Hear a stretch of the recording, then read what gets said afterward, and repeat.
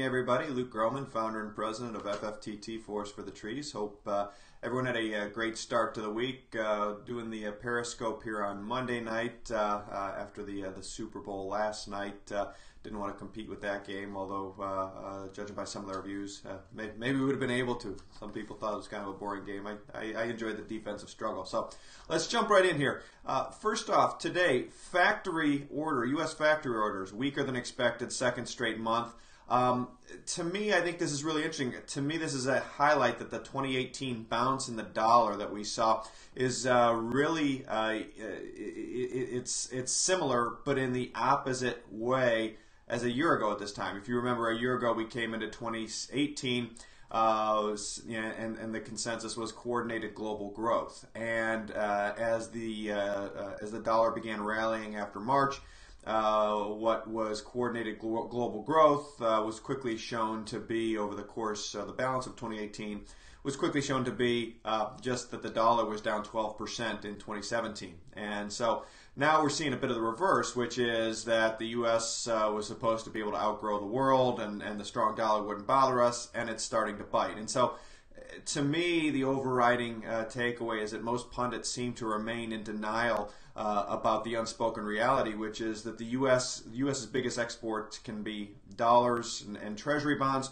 or the U.S.'s biggest export can be stuff, but the biggest export for the U.S. can't be both dollars and stuff. And so it speaks to this, unless there's a significant change to the dollar's, the structure of the dollar's reserve status, we're going to continue to see these pressures. Secondly, never against each other, which was a quote from a Wall Street Journal article over the weekend, highlighting that China and Russia have put aside long-standing tensions to cooperate and counter the U.S.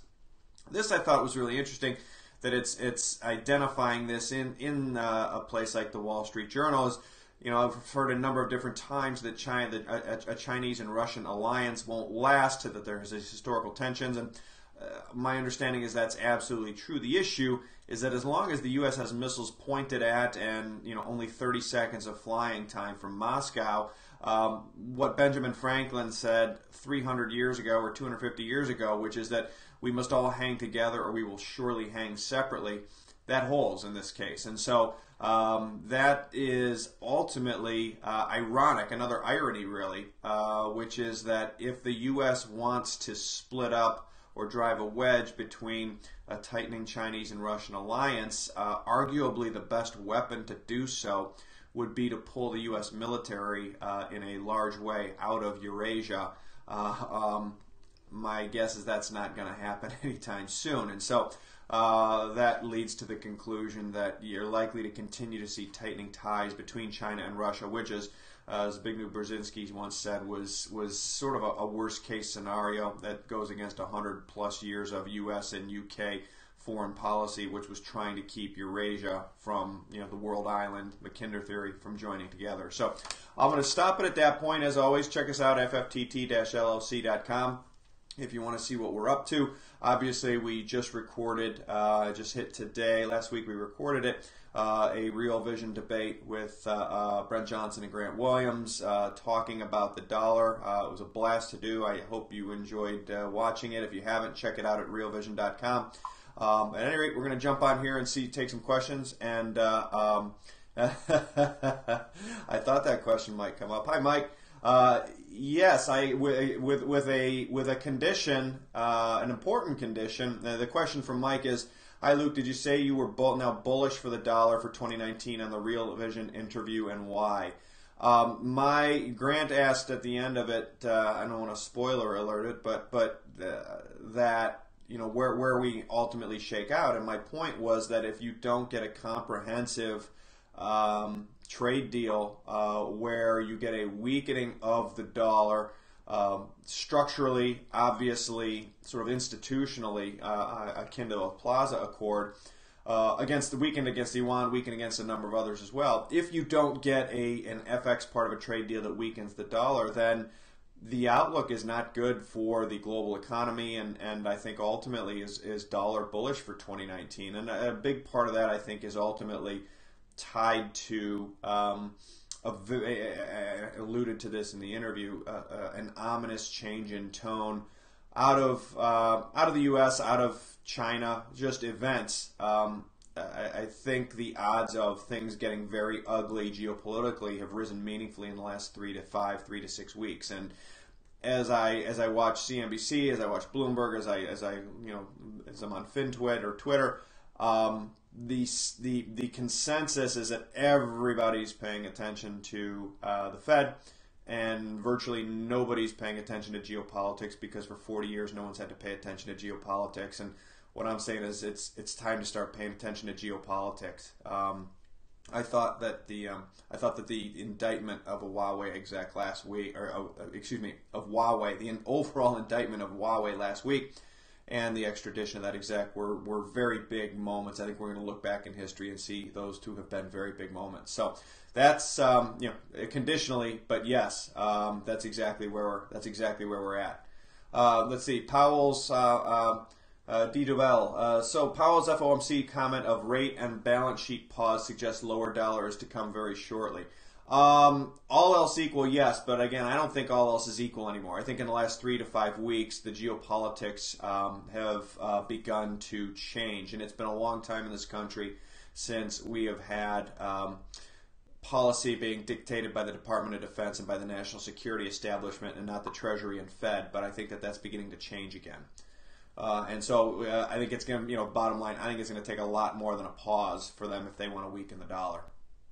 Update on Venezuela. I'm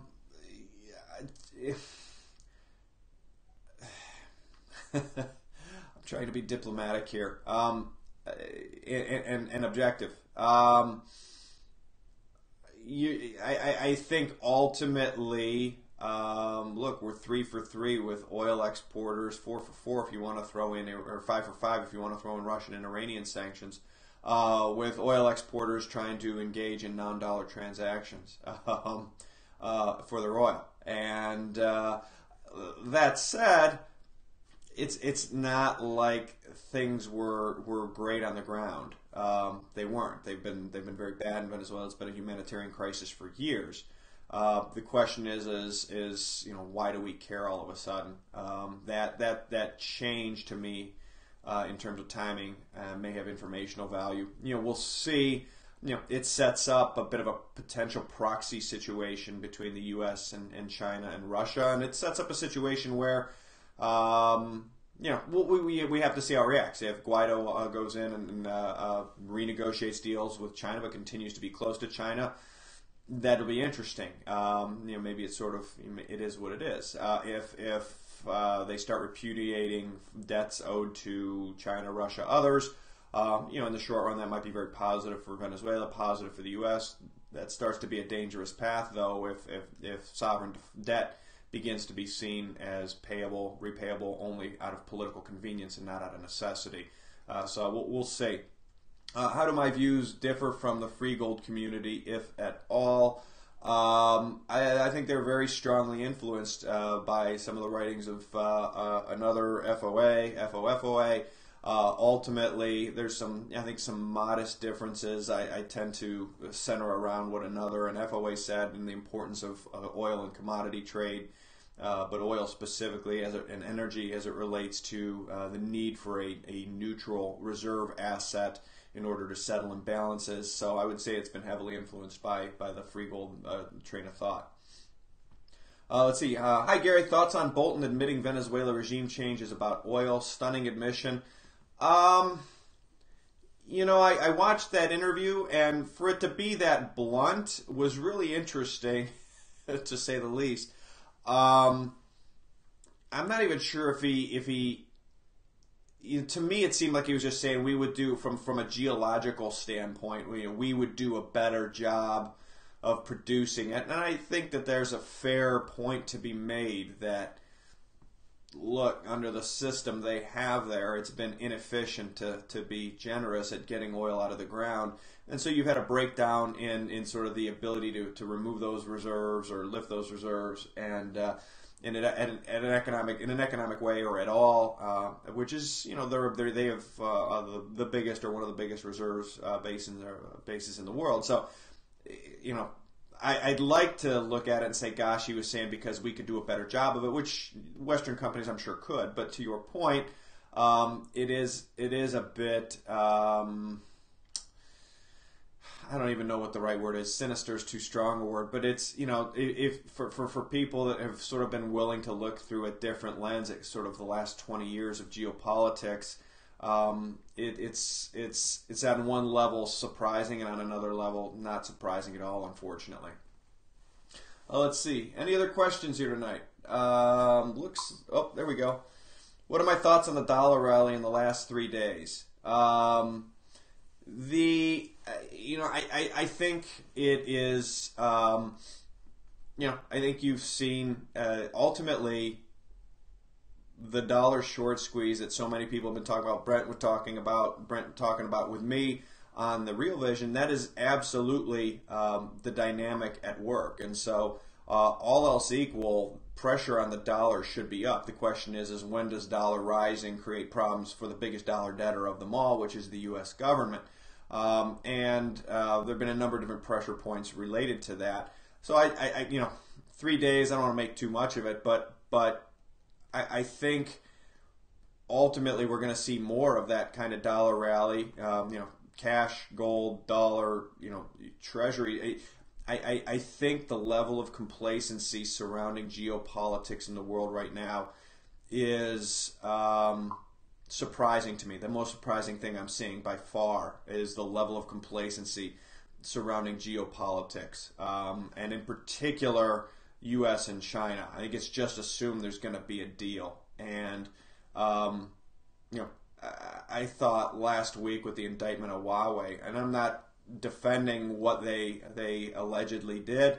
The stories have indicated it's IP theft. It's not good, but it's a question of timing. None of this IP stuff, forced tech transfer, this has been known for 15 years. You could have talked to any factory floor guy, any factory manager.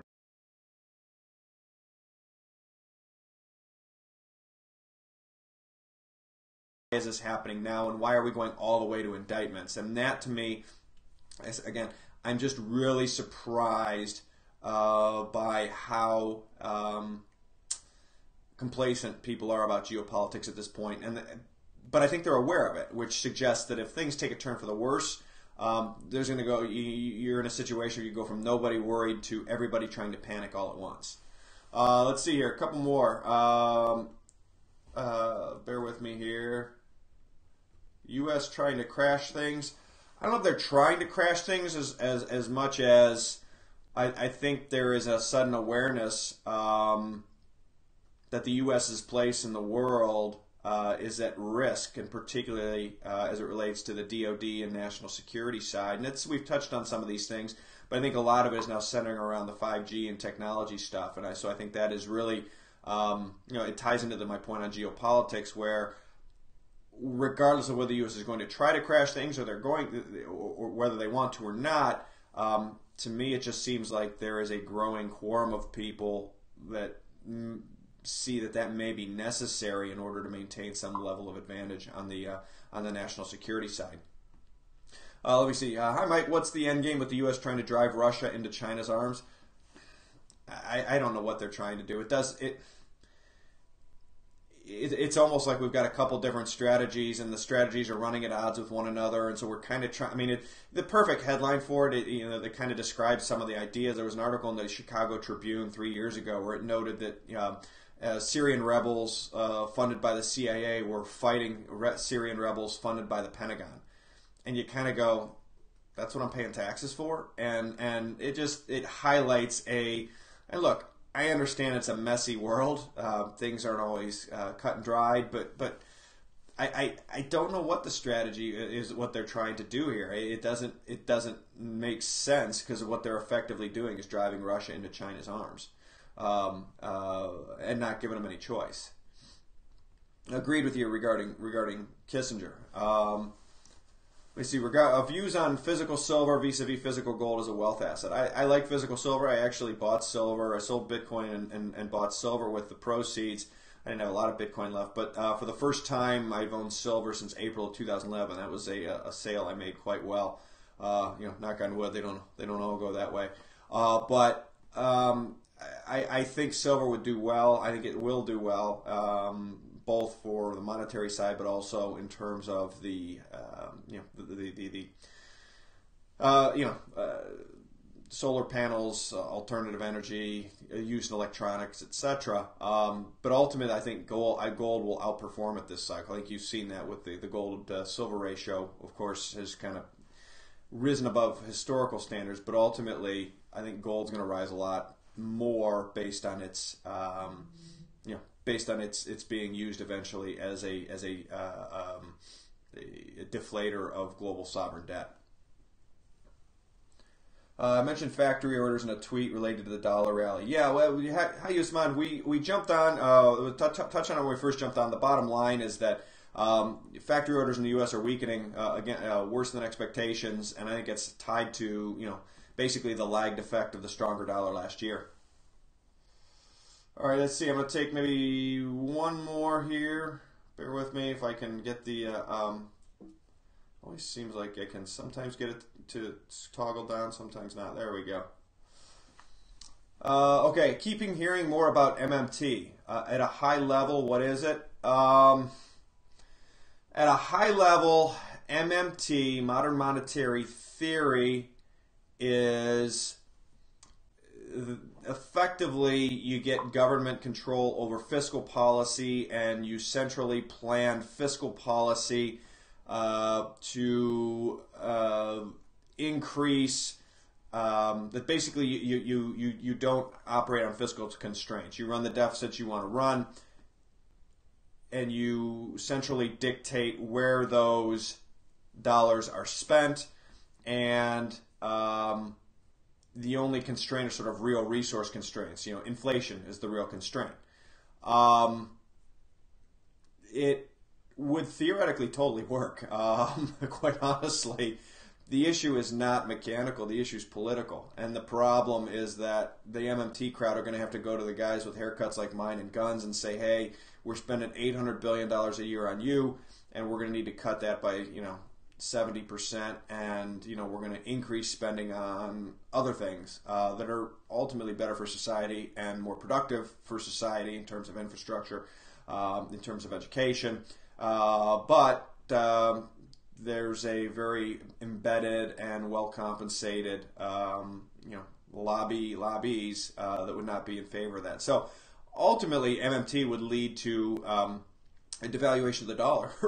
To be blunt. And so, like I said, mechanically it would work. It is very interesting to me that it seems to be gaining the traction it is getting.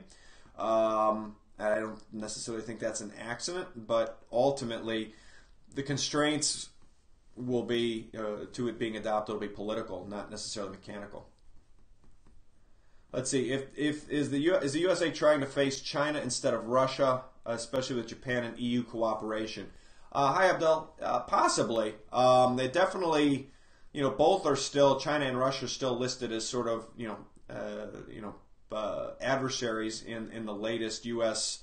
strategy documents out of the government, out of the DNI, out of DOD, and so I think there's a greater realization of the perceived strategic threat, but ultimately it seems like they're still driving them together.